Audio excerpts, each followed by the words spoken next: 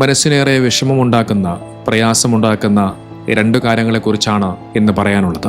നമുക്കറിയാം, കഴിഞ്ഞ കുറച്ച് ദിവസങ്ങളായി കേരളക്കരയെ മുഴുവനും കണ്ണീരിലാഴ്ത്തിയ, മനസാക്ഷിയുള്ള ആർക്കും മറക്കാൻ കഴിയാത്ത ഒരു ദുരന്തമായിരുന്നു തിരുവനന്തപുരം കവടിയാറിലുണ്ടായ ഒരു ദാരുണമായ വാഹനാപകടം.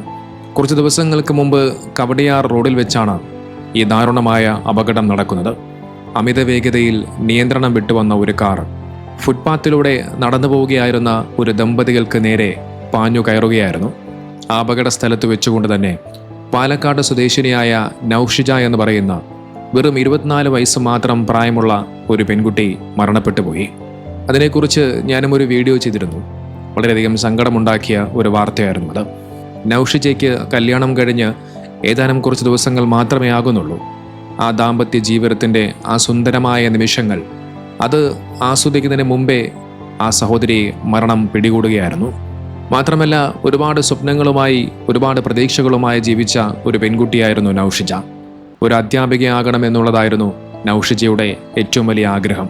ആ ആഗ്രഹം പൂർത്തിയാക്കാൻ കഴിയാതെയാണ് നൗഷിജ എന്ന് പറയുന്ന വെറും 24 വയസ്സ് മാത്രം പ്രായമുള്ള ആ പെൺകുട്ടി മരണപ്പെട്ടു പോകുന്നത്.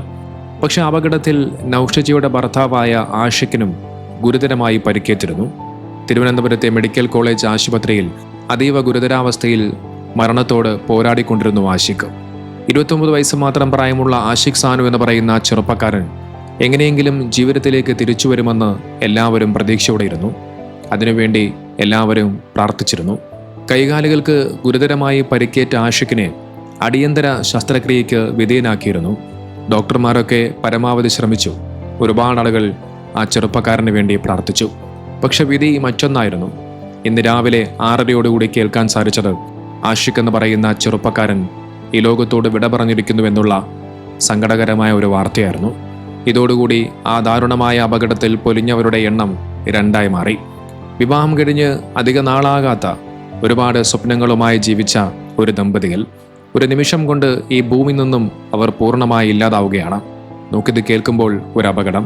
ആ അപകടത്തിൽ 2 പേർ മരണപ്പെട്ടു. പക്ഷെ അതിന് പിന്നിൽ തകർന്നു പോകുന്നത് വലിയൊരു സ്വപ്നം കൂടിയാണ്. ഒരുപാട് ആഗ്രഹങ്ങളുമാണ്.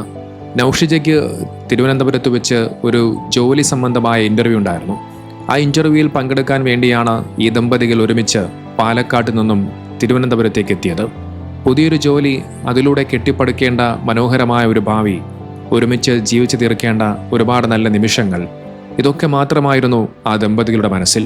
ആ ഇൻ്റർവ്യൂവിന് ശേഷം തിരുവനന്തപുരത്തെ കവടിയാറിലെ റോഡിൻ്റെ വശത്തുള്ള ഒരു ഫുട്പാത്തിലൂടെ, ഒരുപക്ഷെ നടന്നു പോകാൻ ഏറ്റവും സുരക്ഷിതമായ ആ സ്ഥലത്തിലൂടെ നടന്നു പോകുന്ന സമയത്താണ് നിയന്ത്രണം വിട്ട് പാഞ്ഞു വന്ന ഒരു കാർ ഇവരുടെ ജീവനെടുത്തത്. നോക്കവർ 2 പേരും ഒരു തെറ്റും ചെയ്തിട്ടില്ല. റോഡിൻ്റെ നടുവിലൂടെ അലക്ഷ്യമായി നടന്നില്ല. ട്രാഫിക് നിയമങ്ങളൊന്നും തന്നെ ലംഘിച്ചില്ല. റോഡിലൂടെ പോകുന്ന വാഹനങ്ങൾക്ക് തടസ്സമുണ്ടാക്കാതെ ഫുട്പാത്തിലൂടെ നടന്നുപോയ ആ നിരപരാധികളെയാണ് മരണം കവർന്നെടുത്തത്. പോലീസിന്റെ പ്രാഥമിക അന്വേഷണ റിപ്പോർട്ടുകൾ ഇപ്പോൾ പുറത്തു വരുന്നുണ്ട്. ആ അപകടമുണ്ടാക്കിയ കാർ ഓടിച്ചിരുന്നത് 77 വയസ്സുകാരനായ ഒരു മുതിർന്ന പൗരനാണെന്നുള്ള റിപ്പോർട്ടുകൾ പുറത്തു വരുന്നു. ആ മനുഷ്യനുണ്ടായ പെട്ടെന്നുണ്ടായ ശാരീരിക അസ്വസ്ഥതകൾ, അതായത് ബ്ലാക്ക് ഔട്ട്, പെട്ടെന്ന് ബോധക്ഷയം ഉണ്ടാവുകയോ കാഴ്ച മങ്ങുകയോ ചെയ്യുന്നൊരവസ്ഥ, അത് കാരണമാണ് വണ്ടിയുടെ നിയന്ത്രണം നഷ്ടപ്പെടുകയും അത്തരത്തിലൊരു അപകടം സംഭവിക്കാൻ കാരണമെന്നാണ് പോലീസ് വ്യക്തമാക്കുന്നത്. ഈ ഒരു അപകടത്തിൽ ആഷിഖും നൗഷിജയും മാത്രമല്ല ഇരകളായി മാറിയത്. ആഷിഖിൻ്റെ ബന്ധുവായ അസ്മ ഷിറിൻ, പശ്ചിമ ബംഗാൾ സ്വദേശിയായ അലി അക്ബർ എന്നിവരുൾപ്പെടെ 6ഓളം പേർ ഇപ്പോഴും ഗുരുതരമായ പരിക്കുകളോടുകൂടി വിവിധ ആശുപത്രികളിൽ ചികിത്സയിൽ കഴിയുന്നുവെന്നുള്ള വാർത്തകളും പുറത്തു വരുന്നുണ്ട്. അവരുടെ അവസ്ഥയും ഇപ്പോഴും ആശങ്കാജനകമായി തുടരുകയാണ്. ഈ ഭൂമി ലോകത്ത് ഒരുപാട് കാലം സന്തോഷമായി ദമ്പതികളായി ജീവിക്കാൻ കഴിയാത്ത ആ ദമ്പതികൾ മരണത്തിലും ഒരുമിച്ചിരിക്കുന്നു. നാളെ സ്വർഗത്തിൽ ആ ദമ്പതികളെ പടച്ചവൻ ഒരുമിച്ച് കൂട്ടട്ടെ. ഈ വലിയൊരു വിയോഗം താങ്ങാൻ അവരുടെ പ്രിയപ്പെട്ടവർക്ക്, ആ കുടുംബാംഗങ്ങൾക്ക് സർവശക്തൻ കരുത്തു നൽകട്ടെ എന്ന് പ്രാർത്ഥിക്കുന്നു. അതോടൊപ്പം ഈ അപകടത്തിൽ പരിക്കേറ്റ് ഗുരുതരമായ അവസ്ഥയിൽ ആശുപത്രിയിൽ ചികിത്സയിൽ കഴിയുന്ന മറ്റുള്ളവർ എത്രയും വേഗം ആരോഗ്യത്തോടെ സുഖം പ്രാപിക്കട്ടെ. നമുക്കറിയാം, നാം എല്ലാവരും നിരന്തരമായി വാർത്താമാധ്യമങ്ങളിലൂടെ കേൾക്കുന്നതാണ് ഇത്തരം വാഹന അപകട മരണങ്ങളൊക്കെ. ഒരുപാട് വാഹന അപകടങ്ങൾ നിരന്തരമായി സംഭവിക്കുന്നുണ്ട്. വണ്ടി ഓടിക്കുന്നവരുടെ ആ ജാഗ്രത കുറവ് കാരണം ഇല്ലാതായി പോകുന്നത്, തകർക്കുന്നത് അവരെ മാത്രമല്ല, വഴിയരികിലൂടെ ഒരു തെറ്റും ചെയ്യാതെ നടന്നു പോകുന്ന നിരപരാധികളായ മനുഷ്യരുടെ ജീവിതങ്ങൾ കൂടിയാണ്. ഇതോടൊപ്പം മറ്റൊരു സങ്കടകരമായ ഒരു വാർത്ത കൂടി കേൾക്കാനിടയായി. നമുക്കറിയാം, കഴിഞ്ഞ ദിവസം SSLCയുടെ പരീക്ഷാ ഫലം വന്നു. ഒരുപാട് വിദ്യാർത്ഥികൾ നല്ല മാർക്കോടുകൂടി വിജയിച്ചിട്ടുണ്ട്.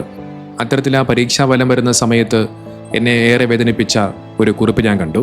തൻ്റെ മകളെക്കുറിച്ചുള്ള ഒരു പിതാവിൻ്റെ കുറിപ്പ്.